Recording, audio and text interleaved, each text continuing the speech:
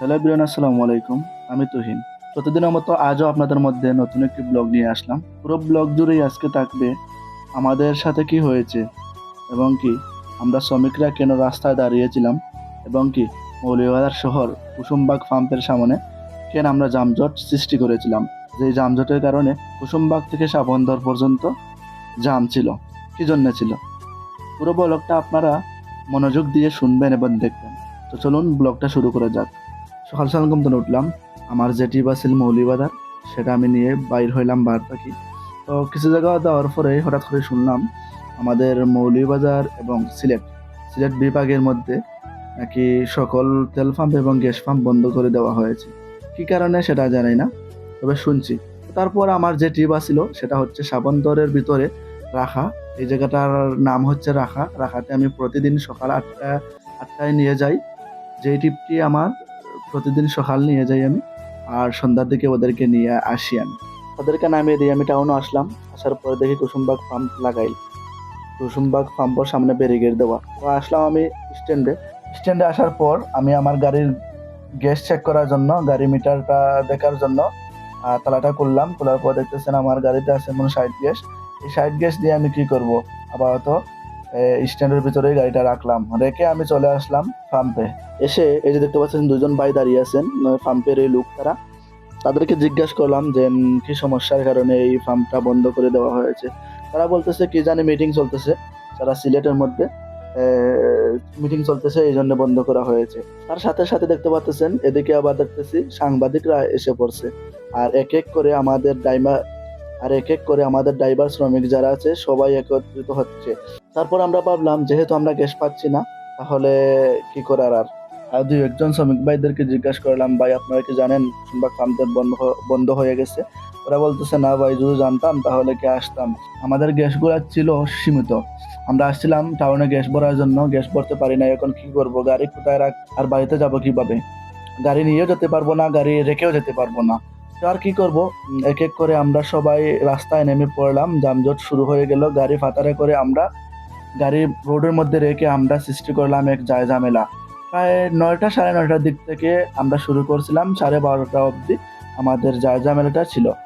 তো 9টার সময় আমরা 9:30টার দিকে আমরা শুরু করলাম ঝামেলা। তারপর অনেক লোক আসছিলেন, সরকারি অনেক লোক আসছিলেন, পুলিশ বা ডিসি স্যারের লোক পাঠাচ্ছিলেন যে আমরা যাতে এই বিশৃঙ্খলা না করি। ওনাকে আমাদের মধ্যে কয়েকজন বুঝ দিয়ে দিচ্ছে যে স্যারকে বলো আসার জন্য, স্যার এসে আমাদের দাবিটা মানতে হবে, আমাদের দাবি একটাই। আর আমরা বললাম সবাই যে স্যার আসার পর স্যারকে বললাম, দেখেন স্যার, আমরা কিন্তু হঠাৎ করে এসে দেখি মৌলভীবাজারে আমাদের ফার্ম বন্ধ। যদি আমরা জানতে পারতাম আগে তাহলে আমরা একটা ব্যবস্থা করতাম, রাতের বেলায় গ্যাস নেওয়ার চেষ্টা করতাম। আমরা কিন্তু গরিব লোক স্যার, আমাদের গাড়ির চাকা ঘুরে মানে আমাদের ফ্যামিলিটা ঘুরে। আমাদের গাড়ির চাকা বন্ধ, তার মানে আমাদের ফ্যামিলিটা বন্ধ। আমরা কিন্তু গরিব লোক, দিন মজুরি লোক, আমরা দিন নেই তো দিন খাই। যদি আমাদের এত টাকা পয়সা থাকতো তাহলে আমরা সিএনজি চালাতাম না। আমরা শ্রমিক, আমাদের দাবি মানতেই হবে। আমরা এতদিন চুপ করেছিলাম। প্রায় কয়েক বছর ধরে আমাদের মৌলভীবাজারের ফার্মগুলোতে চলতেছে মাসিক বন্ড। মাসের 25 তারিখে বন্ধ হয়ে যায় 5 দিনের জন্য, কোনো মাসে তো 7 দিনের জন্য বন্ধ হয়ে যায়। তাও আমরা দুঃখে কষ্টে গ্যাস নেই, গাড়ি চালাই, রাতের পর রাত দাঁড়িয়ে গ্যাসের পাম্পে গ্যাস নেই। এবং কি 6টা থেকে 9টা পর্যন্ত বন্ধ থাকে, তারপর পাম্প খোলা হয়। তাও আমরা এগুলা মেনে নিচ্ছি। এখন আর মেনে নিতে পারতেছি না। আমাদের দাবি মানতে হবে, আমাদের ফার্মটা খুলে দিতে হবে, প্লাস আমাদের সারা জীবনের জন্য ফার্মগুলো ওপেন করে দিতে হবে, যাতে মাসিক বন্ধ না হয় এবং কি 6টা থেকে 9টা পর্যন্ত বন্ধ না হয়।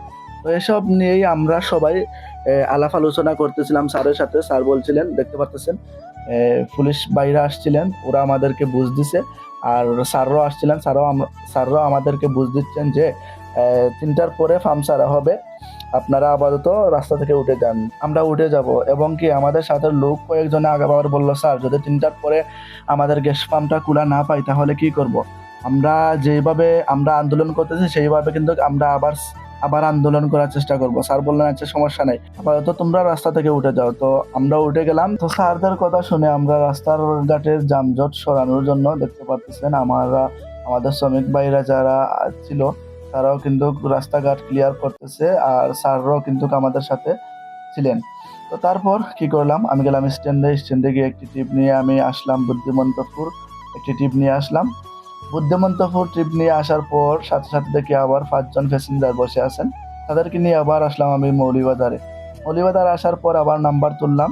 তোলার পর এ, তোলার পর আবার দেখি আমার সিরিয়াল আসছে। সিরিয়াল আসার পর আবার আমি নিয়ে গেলাম রতনপুর ট্রিপটা নিয়ে গেলাম আমাদের রতনপুর বাজারে। রতনপুর বাজারে নামিয়ে সাথে সাথে দেখলাম প্যাসেঞ্জার গুলা আবারও বসে আছে, কিন্তু গাড়ি তো নাই, গ্যাস নাই গাড়িতে, প্যাসেঞ্জার গুলা বসে আছে। তো তাদেরকে নিয়ে আসলাম আবার আমি মৌলিবাজারে। আসার পর দেখি আমার গ্যাস একেবারে শূন্য কাটাতে আসছে।